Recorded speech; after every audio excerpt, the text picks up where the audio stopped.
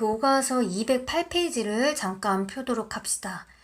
자, 선생님과 수업하는 1반, 2반, 5반, 그리고 8반, 9반, 10반 학생들은 208페이지 진도를 나간 반도 있고 못 나간 반도 있을 거예요. 그런데 나갔든지 못 나갔든지 간에 상관없이 다시 208페이지를 여기 시험 범위에 포함이 되기 때문에 다시 우리가 공통적으로 짚고 넘어가도록 하겠습니다. 자, 일단 그 전 페이지까지는 모든 반이 수업을 나갔어요. 207페이지까지. 맞죠?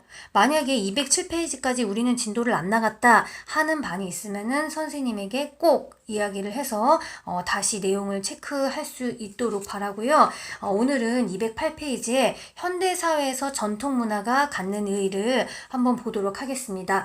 자, 여러분들 우리 전통문화라고 했을 때 교과서 208 두 번째 줄에 나와 있듯이 우리가 이제 한복, 김치, 불고기, 한옥, 온돌과 같이 우리가 오랜 시간 동안 이어온 생활 양식을 무엇이라고 한다? 그렇죠. 여러분들 표시해놔야겠죠? 전통 문화라고 합니다. 근데 우리가 전통 문화는 이렇게 물질적인 유형이 있는 의식주 이런 것뿐만이 아니라 두 번째 문단에 나와 있듯이 우리 고유 문자인 한글 그리고 서로 돕는 협동 정신, 그리고 예와 효를 중시하는 문화에다 표시해 주시면 좋겠습니다. 자, 이런 것들도 모두 다 뭐다?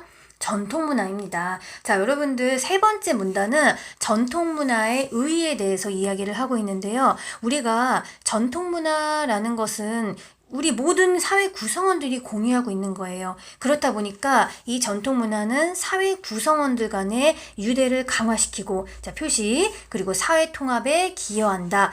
모두가 이렇게 공유하고 있는 문화가 있다라는 것이 바로 사회 통합에 기여를 할 수밖에 없겠죠.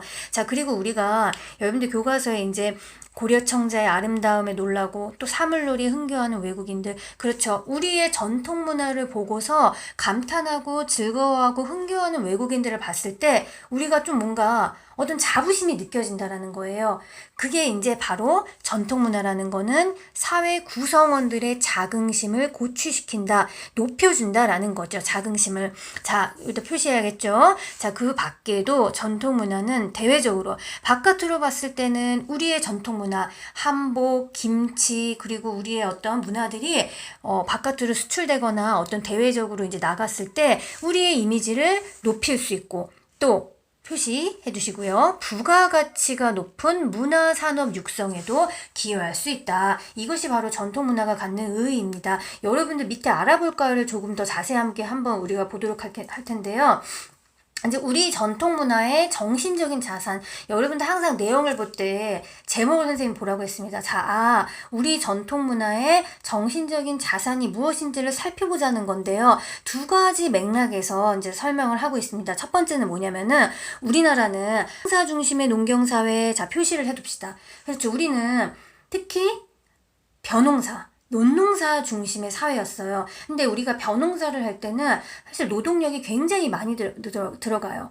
봄에 씨 뿌릴 때, 또 여름에 모내기 할 때, 가을에 추수할 때. 그래서 집중적으로 특히 모내기를 하거나 곡식 수확할 때 노동력 필요에다 표시하시고요. 그러다 보니까 마을 주민들이 둘의 품앗이와 같은 공동체 조직을 만들어 밑줄 쳐봅시다.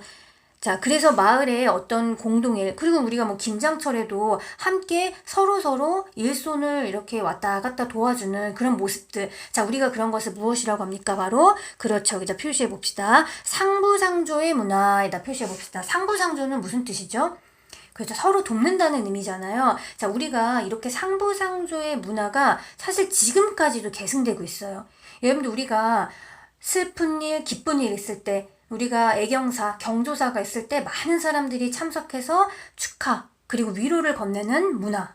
또 우리 국가적인 재난이 발생했을 때 막 전 국민이 모금운동에 이렇게 적극적으로 참여하는 모습, 이런 모습들은 사실 선조들이 어려움을 함께 극복했던 상부상조의 문화가 지금까지 계승되고 있다는 것을 알려주는 거죠. 자, 그리고 이제 여러분들 두 번째 맥락에서는 무엇이 나와 있냐면 우리나라는 유교의 영향을 많이 받았죠. 그러다 보니까 특히 부모님을 공경하는, 자, 밑줄 쳐봅시다. 그리고 사람과 사람 간의 관계에서 특히 에다 표시해 봅시다. 자, 이렇게 우리 전통 문화는 앞에서 봤던 물질 문화 이외에도 공동체 의식, 그쵸? 그러니까 상부상조에서 비롯된 그리고 효와 예를 중시하는 이런 관념적인 문화, 정신적인 자산을 얘기하는 거죠. 그래서 우리가 우리 전통 문화의 정신적 자산에 대해서 한번 살펴봤고요. 자, 그 다음에 여러분들 교과서 209페이지를 보도록 합시다. 자, 선생님 분명히 얘기했어요. 진도를 여기 나간반이라 할지라도 한번 다시 같이 보는 거예요. 시험 범위에 포함되니까요. 네. 자, 209페이지. 전통문화의 창조적 계승과 발전 나와 있는데, 이제 진도를 나간 바는 선생님이 두 번째 문단, 첫 번째 줄, 두 번째 줄, 여기 다 밑줄을 치라고 했을 거예요. 세 번째 줄까지. 한 나라의 전통문화를 계승한다는 것은 고유의 전통문화를 지켜내는 것도 중요하지만, 전통문화가 지닌 가치를 깨닫고 시대적 변화에 맞게 재창조한다는 거. 그럼 우리에게 필요한 자세는 우리 전통 문화의 정체성, 아이덴티티를 유지하면서도 다른 나라의 문화 또는 어떤 새로운 무언가를 능동적으로 수용하는 자세가 필요하다는 거죠. 이게 바로 우리가 전통 문화를 창조적으로 계승하고 발전시키는 방법이 되겠습니다. 자, 그래서 여러분들 우리가 이제 밑에 보시게 되면은 대장금 드라마도 나와 있는데 우리가 조금 더 구체적으로 그 방안에 대해서 한번 살펴보도록 하겠는데, 요거는 선생님 수업할 때 그냥 각자 보라고 하고 넘어갔는데 한번 선생님이랑 같이 볼까요? 자, 여러분들 교과서 210페이지를 보면은 자, 우리 전통 문화를 어떻게 창조적으로 계승했는가에 대한 이제 사례들이 나와 있어요. 그래서 예를 들면은 이렇게 전통 문화를 복원한 축제도 있는데 좀 더 이거를 창조적으로 계승한 사례는 특히 2번, 3번, 4번을 보면은 여러분들 점프라는 우리 한국의 전통무술 태권도를 소재로 한 작품이 있습니다. 여러분 점프 치면은 공연 모습들을 볼 수 있을 거예요. 근데 바로 이 점프라는 뭐더라? 선생님 갑자기 그렇지. 전통무술. 점프는 사실 우리나라의 전통무술을 소재로 하면서 외국인들도 공감할 수 있는 어떤 재치 요소를 가미해가지고 많은 사람들이 즐길 수 있는 공연을 만든 거예요. 그럼 사실 이런 것들은 어떻게 보면 전통문화를 창조적으로 계승한 사례로 볼 수 있겠죠. 자, 그 다음에 자료 3번을 보시게 되면은 우리가 어떻게 보면은 이 전통한복은 일상생활에 있어서 좀 불편함이 있잖아요. 그쵸? 근데 굉장히 아름답잖아요. 우리 전통한복은. 그렇기 때문에 이 한복의 아름다운 선이랑 소재 같은 것을 활용하되 실용성을 고려한 또 현대적인 감각을 더해서 이런 생활한복을 만들었다는 거죠. 그럼 이것도 어떻게 보면은 그렇죠. 전통문화를 창조적으로 계승하고 발전한 하나의 사례라고 볼 수 있겠습니다. 자, 그 다음에 자료 4번을 보시면 전자 사물놀이 공연.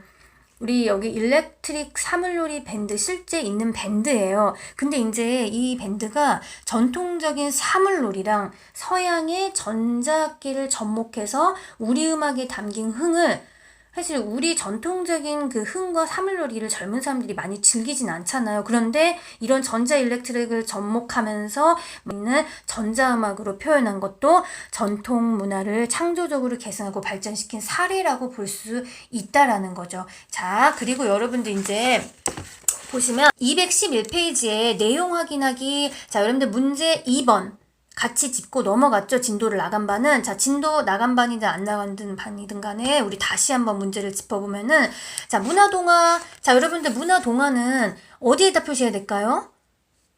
그렇죠. 3번. 서양 의복이 전해지면서 우리나라 사람들이 입었던 잠방이가 사라졌다. 잠방이가 뭔지 몰라도 사라졌다. 이거는 어딘가에 흡수됐다. 동화됐다. 그치? 문화동화. 그 다음에 문화병존.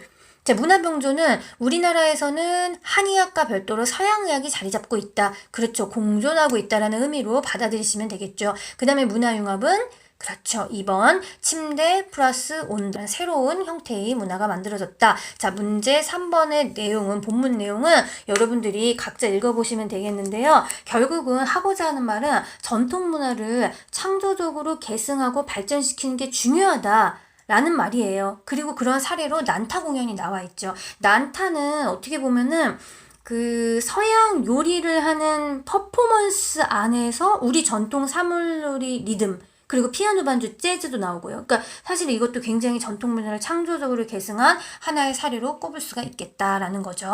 자, 그러면 여러분들 여기까지 내용을 정리를 한번 이제 선생님이 이렇게 했는데,